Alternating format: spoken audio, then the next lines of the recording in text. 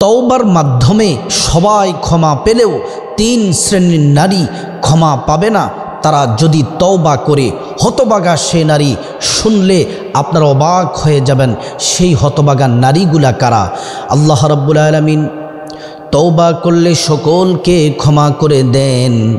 3 শ্রেণীর নারী আছে, আল্লাহ রাব্বুল আলামিন তাদেরকে ক্ষমা করবেন না।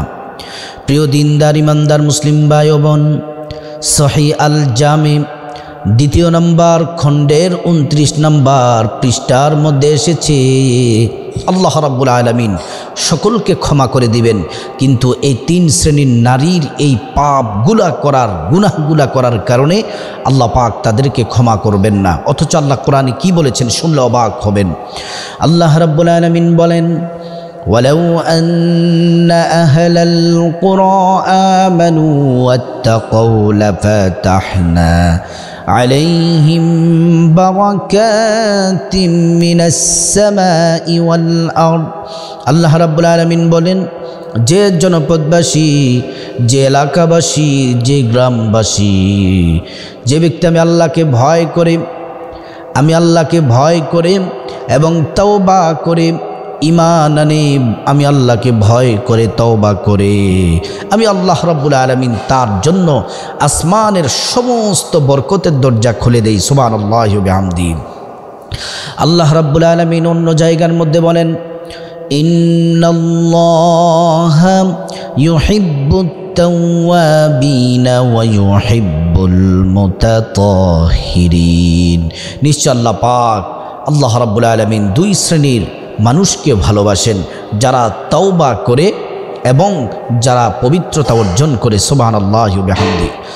আল্লাহ রাব্বুল আলামিন সকলকে ক্ষমা করে দিবেন, কিন্তু এই 3 শ্রেণীর নারীকে আল্লাহ পাক ক্ষমা করবেন না। আল্লাহর হাবিব সাল্লাল্লাহু আলাইহি ওয়াসাল্লাম যখন তিনি মেরাজে গেলেন, মেরাজে যখন 7 আসমান পাড়ি দিয়ে সিদরাতুল মুনতাহায় যখন গেলেন, 3টি জিনিস উপহার দিলেন। এর মধ্যে আপনার 1 নাম্বার হলো 5 ওয়াক্ত নামাজ, 2 নাম্বার হলো সূরাতুল বাকারার শেষের 2 আয়াত, 3 নাম্বার আল্লাহ রাব্বুল আলামিন নবীজিকে বলেন, হাবিব আমার, বন্ধু আমার, আপনার উম্মতের আমলনামায় যদি শিরিকের গুনাহ না থাকে, শিরিকের গুনাহ যদি না থাকে, আর যত বড়, যত বেশি, যতই গুনাহ থাকুক, আমি আল্লাহ রাব্বুল আলামিন তাদেরকে মাফ করে দিব। সুবহানাল্লাহি ওয়া বিহামদিহি। শিরিকের গুনাহ আল্লাহ পাক মাফ করবেন না। এজন্য ওই সকল নারীদের তওবা আল্লাহ কবুল করবেন না যারা শিরিক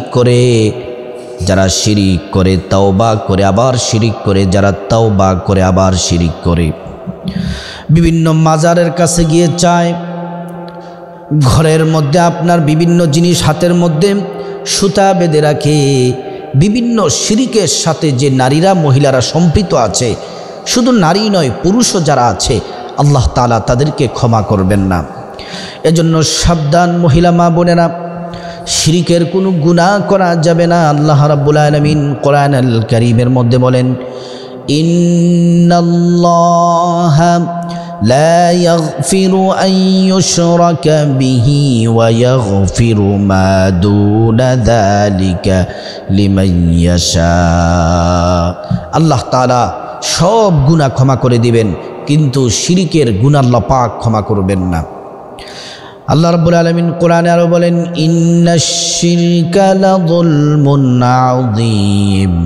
নিঃসন্দেহে শিরিক হচ্ছে মহা জুলুম, বড় জুলুম হচ্ছে শিরিক। এজন্য মা বোনদেরকে অনুরোধ করে বলি, শিরিক করবেন না। শিরিক হলো আল্লাহ যা পারে অন্য কেউ তা পারে মনে করা, এটার নাম হচ্ছে শিরিক। যেমন আল্লাহ রাব্বুল আলামিন মানুষের ভাগ্য পরিবর্তন করতে পারেন, কিন্তু আপনি বিভিন্ন কবিরাজের কাছে, জাদুকরের কাছে গিয়ে যদি বলেন আমার ভাগ্য খারাপ, ভাগ্যটা পরিবর্তন করে দেন, এটা শিরিক করলেন। জাদুকরের কাছে গিয়ে হাত দেখালেন, হাতের রেখা দেখালেন, এটাও শিরিক করলেন। এজন্য বিভিন্ন মাজারে গেলেন, মাজারে গিয়ে যে মাজারে যিনি শুয়ে আছেন ওনার কাছে কিছু চাইলেন, সন্তান দরকার, তারপর সংসার আয় উন্নতি দরকার, যদি আপনি মাজারে গিয়ে মাজারে যিনি শুয়ে আছেন ওনার কাছে যদি চান, এটাই হচ্ছে শিরিক। আল্লাহ যা পারে অন্য সৃষ্টি তা পারে মনে করা, এটা হচ্ছে শিরিক। প্রিয় দিনদারি বান্দার মুসলিম ভাই ও বোন, তাহলে এক শ্রেণীর নারী যারা শিরিক করে, তওবা করে আল্লাহ শিরিকের গুনাহ মাফ করে দেন, আবার শিরিক করে আবার তওবা করে, তওবা বারবার যারা ভঙ্গ করে আবার গুনার সাথে শিরিকের সাথে সম্পৃক্ত, আল্লাহ তাদেরকে ক্ষমা করবেন না। খাঁটি তওবা করলে আল্লাহ ক্ষমা করবেন, এরপর আর কোনো গুনাহ করা যাবে না। দ্বিতীয় নাম্বার হলো, যে সকল নারীরা পরকিয়া করে, জেনা করে, আবার তওবা করে, আবার জেনা করে, আবার তওবা করে, বিবাহের পর পরকিয়া করে, তওবা করে, আবার পরকিয়া করে, আল্লাহ রাব্বুল আলামিন এই জিনাকারিনী নারীদেরকে আল্লাহ তাআলা ক্ষমা করবেন না। যারা বারবার তওবা করে আবার বারবার জিনার সাথে যারা সম্পৃক্ত আছে, আল্লাহ রাব্বুল আলামিন কোরআন আল কারীমে বলেন, ওয়ালা তাকরাবুজ জিনা ইন্নাহু কানা ফাহিশা। আল্লাহ তাআলা বলেন, খবরদার তোমরা জিনার দ্বারে কাছেও তোমরা যেও না, এটা অত্যন্ত খারাপ কাজ, ঘৃণিত কাজ, জেনা করো না।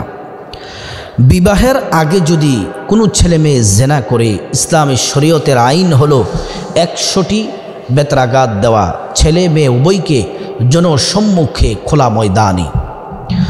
আর বিবাহের পরে যদি কোনো নারী পুরুষ যদি পরকিয়া করে, তাদের শাস্তিটা অনেক কঠিন, অনেক কঠিন। তাদেরকে রজম মেরে হত্যা করতে হবে। রজম মানে হচ্ছে পুরুষ হলে নাভি পর্যন্ত মাটির মধ্যে পুঁতে চতুর্দিক থেকে পাথর মেরে হত্যা করতে হবে। আর যদি নারী হয় তাহলে সেনা পর্যন্ত, বুক পর্যন্ত মাটির মধ্যে পুঁতে তারপরে চতুর্দিক থেকে পাথর মেরে হত্যা করতে হবে। আল্লাহর নবী সাল্লাল্লাহু আলাইহি ওয়াসাল্লামের কাছে একজন মহিলা আসলেন। আয়েশা বললেন, ইয়া রাসূলুল্লাহ, ইয়া হাবিবাল্লাহ, মায়া নবীজি, আমি জেনা করেছি, জেনার মাধ্যমে আমার পেটের মধ্যে অবৈধ সন্তান এসে গেছে। আল্লাহর নবী সাল্লাল্লাহু আলাইহি ওয়াসাল্লাম অন্যদিকে মুখ ঘুরিয়ে নিলেন। ওই মহিলা আবার সামনে আসলেন, বলেন, ইয়া রাসূলুল্লাহ, আমি জেনা করেছি, পরকিয়া করেছি, আমার পেটের মধ্যে অবৈধ সন্তান এসে গেছে, আমাকে পবিত্র করুন। নবীজি আবার অন্যদিকে ঘুরে গেলেন, আবার মহিলার সামনে এসে বললেন, ইয়া রাসূলুল্লাহ, ইয়া হাবিবাল্লাহ, আমি জেনা করেছি, অবৈধ সন্তান আমার পেটের মধ্যে এসে গেছে। আল্লাহর নবী সাল্লাল্লাহু বললেন, সাহাবীরা দেখো তো ওর মাথা মোতা ঠিক আছে কিনা, পাগল কিনা। সাহাবীরা বললেন, না ইয়া রাসূলুল্লাহ, কোনো পাগলও না, অথবা কোনো কিছু উল্টাপাল্টা পানও করে নাই, সব কিছু ঠিকঠাক আছে। আল্লাহর নবী বললেন, তুমি জেনা করেছো, পরকিয়া করেছো, তোমার পেটের মধ্যে যে সন্তান আছে তার তো কোনো দোষ নাই, যাও যাও বাড়ি চলে যাও, বাচ্চা প্রসব হওয়ার পরে তারপর আবার আসবে। মহিলা বাড়িতে চলে গেলেন। কয়েক মাস পরে বাচ্চা প্রসব হলো। ওই বাচ্চাকে নিয়ে মহিলা আবার আল্লাহর হাবিব সাল্লাল্লাহু আলাইহি ওয়াসাল্লামের দরবারে আসলেন। আয়েশা বললেন, ইয়া রাসূলুল্লাহ, আমি জেনা করেছি, জেনার মাধ্যমে পেটের মধ্যে বাচ্চা এসে গিয়েছিল, আপনি বলেছেন বাচ্চা প্রসব হওয়ার পরে আসার জন্য বাচ্চাকে নিয়ে এসেছি। আল্লাহর নবী বলেন, বাচ্চার হক আদায় করো, বাচ্চাকে বুকের দুধ তাকে পান করাও। 2 বছর বাচ্চাকে দুধ পান করানোর পরে আল্লাহ রসুল সাল্লাল্লাহু আলাইহি ওয়াসাল্লামের কাছে ওই বাচ্চাকে নিয়ে আবার আসলেন। আল্লাহর নবীর কাছে এসে বলল, ইয়া রাসূলুল্লাহ, আবারও এসেছে, আমাকে পবিত্র করুন, আমি জেনা করেছি। আল্লাহর নবী সাহাবীদেরকে বললেন, সাহাবীরা বাচ্চাটাকে কোলে নাও। আল্লাহর নবী বললেন, সাহাবীরা তোমরা পাথরের ব্যবস্থা করো। পাথরের ব্যবস্থা করা হলো, গর্ত করা হলো, মহিলার বুক পর্যন্ত মাটির মধ্যে পুঁতে ফেলা হলো। সাহাবীরা চতুর্দিক থেকে মহিলাকে সাহাবীরা ঘিরে ফেলেছে। আল্লাহর নবী পাথর মারার নির্দেশ দিলেন। সাহাবীরা চতুর্দিক থেকে পাথর মারতে শুরু করলো। মহিলার শরীরটা ক্ষত বিক্ষত হয়ে গেছে। মহিলা মারা গেলেন, শহীদ, মৃত্যুবরণ করলেন, মারা গেলেন। একজন সাহাবী বিশাল বড় একটা পাথর মহিলার মাথার মধ্যে মারলেন। মাথাটা ফেটে গিয়ে ফিঙ্কি দিয়ে এক সাহাবীর জামার মধ্যে মহিলার রক্ত লেগে গেল। সাহাবী বললেন, ইয়া রাসূলুল্লাহ, ইয়া হাবিবাল্লাহ, ও মায়ান নবীজি, আমি তো নাপাক হয়ে গেছি, নাপাক মহিলার রক্ত আমার শরীরের মধ্যে লেগেছে। আল্লাহর নবী সাল্লাল্লাহু আলাইহি ওয়াসাল্লাম বললেন, রে সাহাবী, এই মহিলাকে নাপাক বলো না, নাপাক রক্ত বলো না। আল্লাহ রাব্বুল আলামিন তার তওবাটাকে আল্লাহ তাআলা কবুল করে নিয়েছেন। তার তওবা এত বেশি, এত গুরুত্ব ছিল, তার তওবার গভীরতা এত ছিল, তওবাটাকে যদি সবাইকে ভাগ করে দেওয়া হতো আল্লাহ রাব্বুল আলামিন সবাইকে ক্ষমা করে দিতে। মহিলা জিনা করেছে, কিন্তু তার তওবাটা কেমন ছিল? আপনি জিনা করেছেন, পরকিয়া করেছেন, খাঁটি তওবা করতে হবে, জীবনে আর জিনার সাথে সম্পৃক্ত হওয়া যাবে না, তাহলে আল্লাহ পাক ক্ষমা করতে পারেন। তিন নাম্বার, যে নারীর তওবা আল্লাহ পাক কবুল করবেন না, যে নারী বেপরদা অবস্থায় ঘর থেকে বের হয়ে যায়, শরীরের মধ্যে ওড়না থাকে না, মাথার মধ্যে হিজাব থাকে না, শুধুমাত্র শাড়ি পরে বের হয়ে যায়, থ্রি পিস পরে বের হয়ে যায়, কোনো পর্দা নাই, পশিদা নাই, সাজুগুজু করে বের হয় রাস্তার পর পুরুষ মানুষগুলা তার দিকে আকৃষ্ট হওয়ার জন্য। সেজেগুজে পর্দা ছাড়া সুন্নাতে খাতনা মুসলমানের অনুষ্ঠানে যায়, বিয়ের অনুষ্ঠানে যায়, বিভিন্ন পার্টিতে যায়, নাউযু বিল্লাহি মিন যালিক।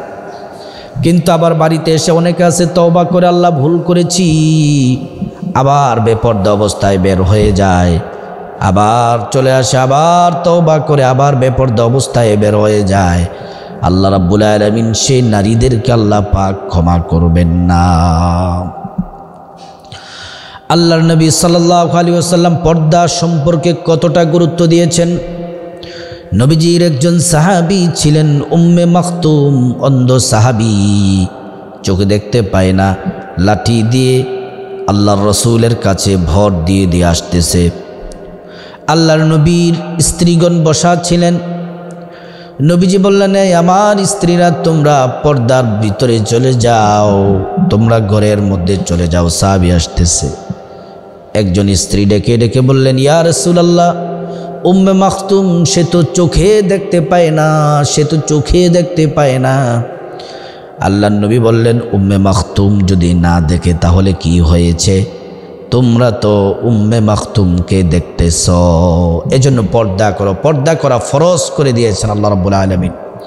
আল্লাহ পাক কোরআনে বলেন, ওয়াকারনা ফি বুয়ুতিকুন্না ওয়ালা তাবাররাজনা তাবাররুজাল জাহিলিয়াতিল উলা।